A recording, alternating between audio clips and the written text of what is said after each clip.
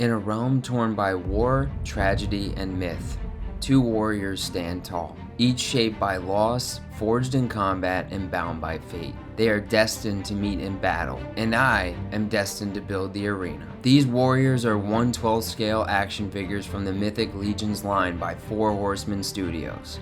This is Vitus, once a proud soldier of the Mercurian army, now a ghost of a fallen empire. With his home reduced to ash and memory, he's turned his sorrow into strength, joining forces with Attila Seer to train the army of Leodicius. His mission? To ensure no other realm shares his people's gruesome fate. And his opponent is Rahmulus, a gladiator, survivor, and brother. Raised in the brutal depths of the Mercurian Colosseum alongside his twin, they fought as one, undefeated, until the day fate tore them apart. Now Rahmulus fights not just for glory, but to find his brother and reclaim the bond forged in blood. In my opinion, these two gladiators are equally cool, but there can only be one victor in the arena. This specific arena is going to be made of XPS Foam, and it looks like the Pink Panther is coming along on this journey, which starts by cutting my base and brick wall to size, and continues by smoothing out the edges with my Proxxon Thermocut hot wire table, making sure I get all four sides on each piece to create nice 90-degree edges that are crucial for the level structure. And before I continue with this build, I'd like to show you the 3D model I created to guide me. As you can see, there's a lot of dimension to this model, which is designed to represent a section of a gladiator arena. Next up, I needed to cut the two riser ledges that appear at the base of the back wall. The Proxxon once again made quick work of these. Up until this point, I've been using 1-inch thick XPS, but I actually needed 2-inch XPS for the two pillars that appear on each side of the back wall, which I trimmed down to 2-inch by 2-inch by 11-inch pieces. Then I grabbed a Dollar Tree foam sheet and cut it down in several different sizes. I'll show you what these are for in just a minute. But first, it's time to fire up the 3D printer to print off some rounded half pillar segments for the diorama. And while that was printing, I did a dry fit with all the pieces I had made to this point to make sure everything looked the way I intended. I was satisfied, so I marked off where the pillars needed to be glued on and turned my attention to the back wall where my friend Pink Panther lives, because it's time to carve some bricks. First, I use a T-square to outline the area for the brick. Then I grab my handy new 1/12 scale brick guide, which you can purchase from me on Etsy. I also have the STL files available for this on Patreon and Etsy, so you can 3D print one for yourself. I recently changed the measurements I use for 1/12 scale bricks. I think they look better, but they are extremely difficult to measure out in large areas with a regular T-square. This is a tool that takes the thinking out of the measurement part of brick carving. I just line this up with either the vertical or horizontal lines and make a spot in each notch. The brick carving is still tedious, but I don't mind. Once the markings are all made, I switch back to the T-square and carve out the lines for this section. For this part, I do horizontal lines first and then the vertical lines. Then I grab a clay sculpting tool to do the opposite, vertical indents first, then horizontal. And I have to say, I'm happy with the way these bricks look. No brickwork would be complete without some texturing. This time, I used rolled up ball of tin foil to do that. I also textured the other non-brick pieces with this. When that was done, it was finally time to glue some pieces together, which I did with Hot Wire Foam Factory Styro Glue, my favorite glue for bonding XPS foam. And by this point, my 3D printed pillars had finished printing. These print in 3 parts without supports, so I needed to glue them together using the Styro Glue again, which is great for FDM parts as well. I almost always magnetize my dioramas using these Anpro magnets from Amazon. The process is simple. Just indent the foam with the magnet, then cut out the indent and make a slice in the side of the foam. When that's done, I use some hot glue to glue these in place. I do the same thing in the base of the back wall and make sure my magnets hold. Now for the most frustrating part of this diorama building story, the lion plate.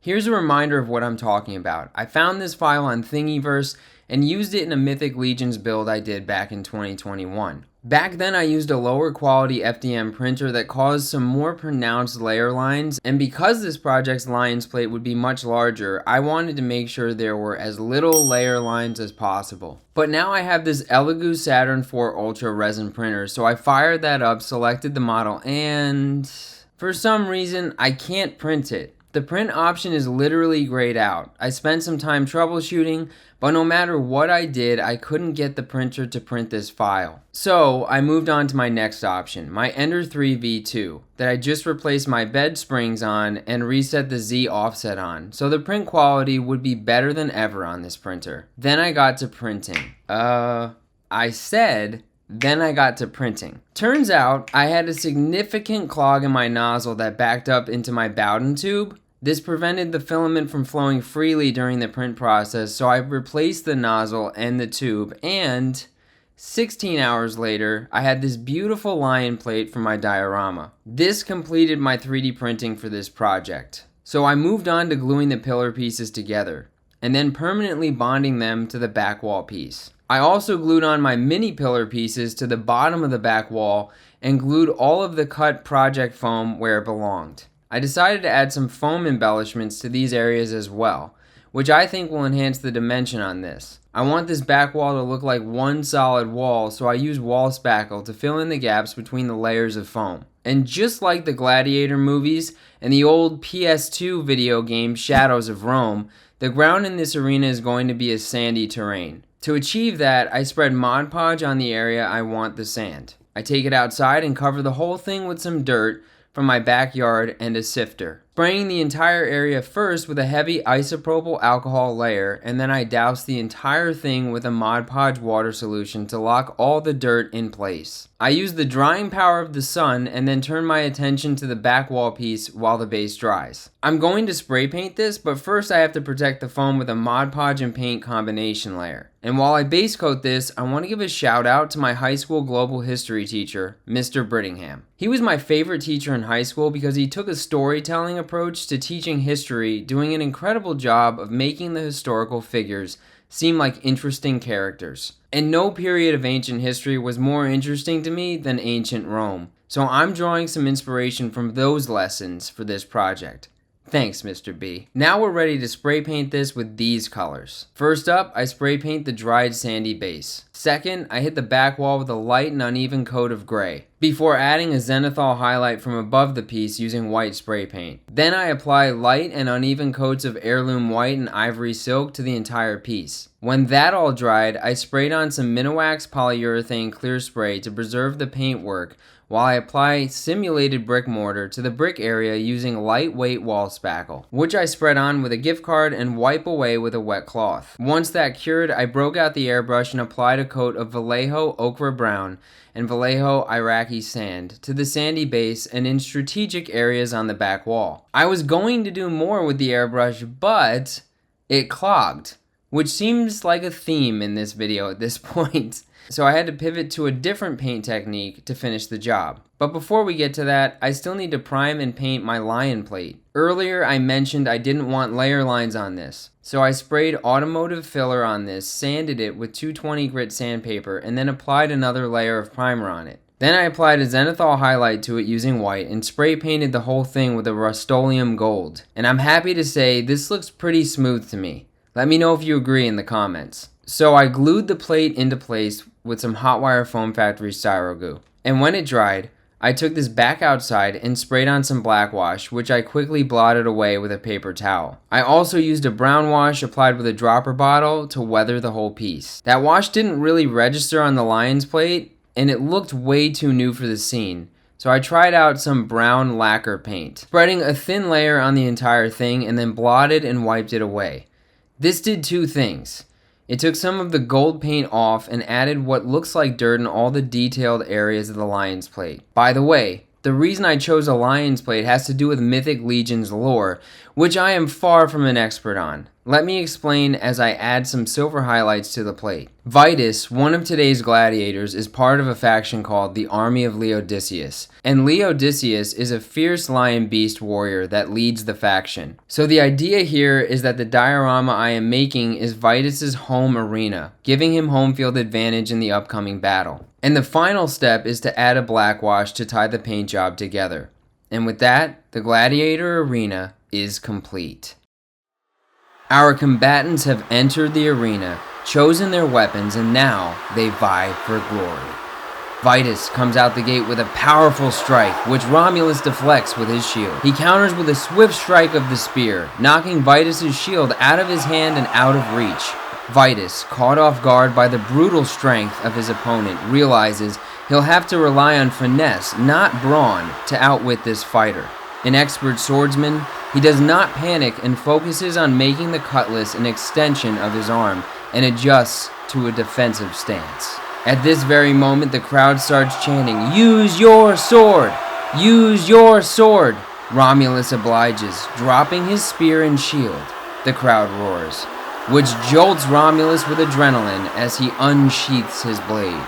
From that point on, the two warriors flash their expertise, parrying each other's blows as each swordsman attempts to gain the upper hand.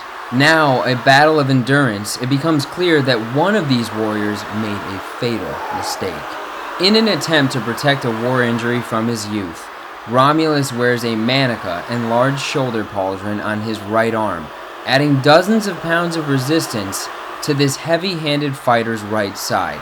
In his battlefield conquests, Rahmulus, naturally gifted with brute strength, is known for overwhelming the opposition with raw power. Vitus, ever the astute observer, sees signs of fatigue in Rahmulus and realizes his opportunity is coming. In an attempt to end the fight before his energy is depleted, Rahmulus puts his remaining strength into a haymaker strike of Vitus, hoping to overpower him into submission. But because of the fatigue, the strike is long and wild, giving Vitus enough time to dodge the blow and land his sword on Rahmulus' unprotected arm, nearly severing the limb. The crowd begins chanting, "Vitus! Vitus! Vitus!" as Rahmulus drops to the ground saying, "Remus, I have failed." Vitus somehow hears these muttered words and says, "Remus, the great warrior from the house of the noble bear?" Rahmulus, nursing his wound, says, "Yes, he is my long-lost brother." Vitus, flooded with memories of the battlefield, responds, "He and I fought against Necrononymus alongside each other years ago. He saved my life, so I will spare yours." Thank you all for watching, and special thanks to my patrons for their support.